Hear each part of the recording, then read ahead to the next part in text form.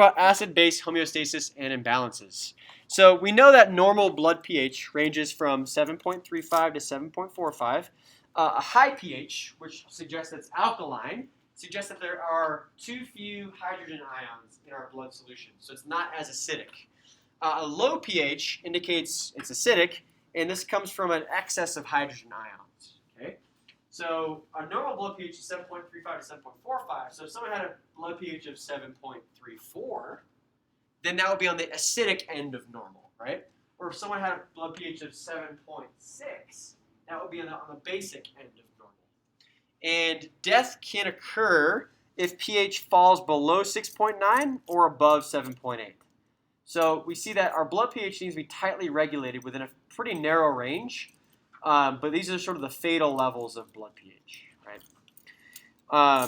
Now, how do we maintain blood pH then? Well, with acid-base homeostasis, and it's maintained through a variety of factors. For one, we got buffers. You're gonna find buffers in blood, you find buffers in your tissue, and you find buffers inside your cells. And what buffers do is they stabilize pH under large changes in concentration of things like hydrogen ions and hydroxide ions. Okay? So buffers help stabilize pH. They make like fluctuations in pH less severe. So if you get a lot of concentration, if you get a high concentration change, I can't talk now. I'm running out of words. A high concentration change in hydrogen ions. Well, buffers can make the associated change in pH less severe. Now, it also involves your respiratory and kidneys, too. So your respiratory system helps regulate blood pH, so do your kidneys, the renal system here. And buffers are the first line of defense against pH changes. So, like I said, they help regulate large changes in concentration so that pH doesn't change too dramatically. The most important buffer in our body, though, is bicarbonate. Bicarbonate comes from the carbonic acid system. So when CO2 and water combine, they can form carbonic acid, but carbonic acid can break apart into bicarbonate, which is what we see here, guys. So carbonic acid is this weak acid, but when it breaks apart, it can form bicarbonate, which acts as a buffer. And it helps maintain chemical equilibrium like in an extracellular fluid, and you also find other buffers inside of your cells. Now, you might wonder, how do your lungs play a role in acid-base homeostasis? Well, we call this the second line of defense for blood pH regulation, because your lungs can help excrete excess amounts of carbon dioxide. When carbon dioxide levels get too high, your lungs can help eliminate that through normal ventilation. And if you're helping to eliminate carbon dioxide from your bloodstream, then you're ultimately basically making your blood less acidic, because carbon dioxide in blood makes an acid, which is carbonic acid. So that changes in the rate and depth of ventilation and respiration can lead to changes in CO2 content in blood.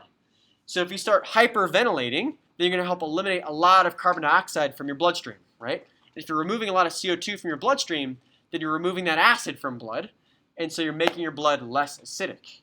So hyperventilation leads to a decrease in the acidity or an increase in the alkalinity of your blood. That's different from hypoventilation. So hypoventilation will basically prevent you from eliminating too much CO2. That way CO2 builds up in your bloodstream, forms an acid, which is carbonic acid, and that keeps your blood acidic. And you're going to see this under different conditions. So you can imagine then, if you had too much carbonic acid in your blood, would you want to hyperventilate or hypoventilate? Hyper, right? To get rid of that carbonic acid. Good. And if you didn't have enough carbonic acid in your blood, like let's say if your blood pH was too basic, hypoventilate. Good. In fact, what's weird, you guys, is when we're sleeping, the solution to this is apnea.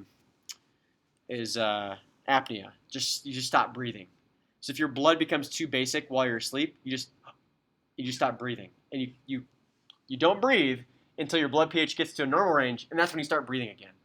So if you ever heard someone stop breathing while they're sleeping, that's apnea, because their blood pH was too basic. I know it's kind of a creepy way to get your blood pH back to normal levels, but it worked, I guess. So what do the kidneys do then? Well, we talked about the kidneys as being the third line of defense, because the kidneys help eliminate non-volatile acids. Okay, the only acids that can be eliminated by your lungs are the volatile ones, the ones that can form a gas, right? because your lungs help eliminate gases. Well, carbon dioxide is a gas, and if carbon dioxide is in water, it forms an acid. So if you help eliminate carbon dioxide, then you help eliminate that acid, right? So what about the kidneys, though? Well, the kidneys help eliminate non-volatile acids. The types of acids that can't turn into a gas are eliminated by your kidneys. And this is the third line of defense. So non-volatile acids like lactic acid, phosphoric acid, nitric acid, these things can be removed by your lungs, by your kidneys, because they can't be turned into a gas. So what your kidneys can do then is in the nephron system, and we'll come back to this later, you guys, along the nephron, like especially in the proximal convoluted tubule here, what we can find then is that acids can be deliberately excreted into urine using ATP and that kind of stuff. So that one of the things that makes our urine acidic is the fact that we get rid of excess acids through urine, like lactic acid, like phosphoric acid, that kind of stuff. And that makes urine more acidic. In fact, this one's showing ammonia, NH4, and that's also an acid. So something to consider. So there's different types of acid-base imbalances, you guys. We'll have metabolic acidosis, respiratory acidosis, metabolic and respiratory alkalosis. Okay. So if it's acidosis, that means that you are, your blood's more acidic than normal, right? And if it's alkalosis, it means your blood's more basic than normal. So you have a higher pH. Now, in terms of the metabolic and respiratory contributions, we'll talk about that here in a minute, as well as mixed acid-base imbalances. If someone has both renal and pulmonary disorders, then you can see like mixed acid-base imbalances. So let's first talk about metabolic acidosis. So metabolic acidosis is just sort of a relative excess of any acid, except for carbonic acid.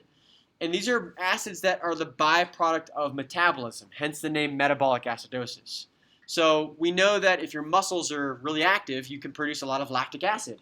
That's an example of a metabolic acid, right? So let's say if you're exercising a lot and you get a lot of lactic acid building up in your bloodstream, that would cause metabolic acidosis, okay? Now, is lactic acid, is that a gas? Or does it need to be eliminated by your kidneys? Yeah, kidneys, exactly. So metabolic acidosis is reversed using the kidneys, okay, in part because the kidneys can help eliminate that excess lactic acid. You can't breathe out lactic acid, but you can pee it out, okay? But some clinical manifestations of this, you guys, the acidosis, you get headache, abdominal pain, and central nervous system depression. Now, this differs from respiratory acidosis because this results from any condition that causes an excess of carbonic acid. Carbonic acid is a volatile acid, which means it can turn into a gas, which means it can be exhaled. And it's exhaled in the form of carbon dioxide. So with respiratory acidosis, what we find then is that you get acidosis from impaired lung function, right? So let's say if someone can't ventilate very well or has some sort of difficulty with proper respiration, then carbon dioxide levels start building up in the bloodstream. That makes the blood more acidic, and then it leads to respiratory acidosis. So impaired gas exchange, which could come about from alterations in neuromuscular function or respiratory control of the brainstem.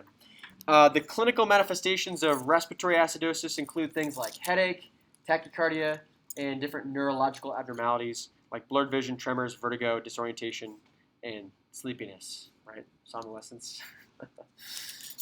So metabolic alkalosis is any condition that tends to cause a relative deficit of an acid, like except for carbonic acid, right? Let's say if your tissues are metabolically underactive and they're not producing a lot of metabolic acids like lactic acid or ammonia, then that can lead to metabolic alkalosis. And this can be caused by an increase in base, like bicarbonate, or a decrease in acids, or a combination of the two. This leads to things like postural hypotension, increased neuromuscular excitability, and belligerence. Now, with respiratory alkalosis, what we find here, guys, is that's any condition that tends to cause carbonic acid deficit, right? Like hyperventilation. So if you start breathing really heavily and you're actually losing a lot of carbon dioxide from your bloodstream, then you can get a deficit of carbonic acid, and you could breathe so heavily that your blood becomes too basic, right? That's respiratory alkalosis. We talked about this earlier. They can lead to things like paresthesias, or tingling, right? This comes about from increased neuromuscular excitability, and that can also lead to confusion. Like if your nervous system is too overly active, that can also be confusing, right? And then mixed acid-base imbalances, you guys, occur when someone has a condition where maybe their kidneys and both their lungs are functioning abnormally. So you get like mixed acid-base problems. So the example here of a mixed acid-base imbalance would be like a patient with bacterial pneumonia.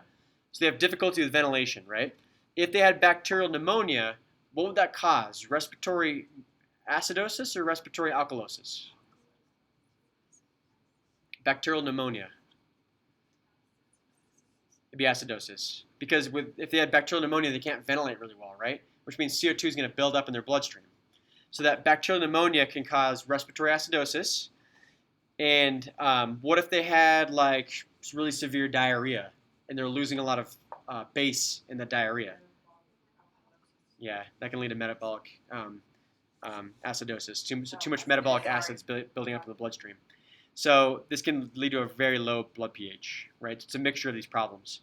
And what does it say, you guys? 2 types of primary acidosis or alkalosis may impair the effectiveness of usual compensatory mechanisms. So, what's the normal compensatory mechanism for respiratory acidosis? Hyperventilation, right? But what if you have bacterial pneumonia? Like hyperventilation might not help. Or what's the compensatory mechanism for metabolic acidosis?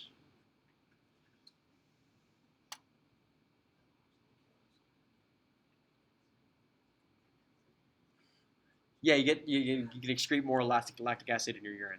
Good. So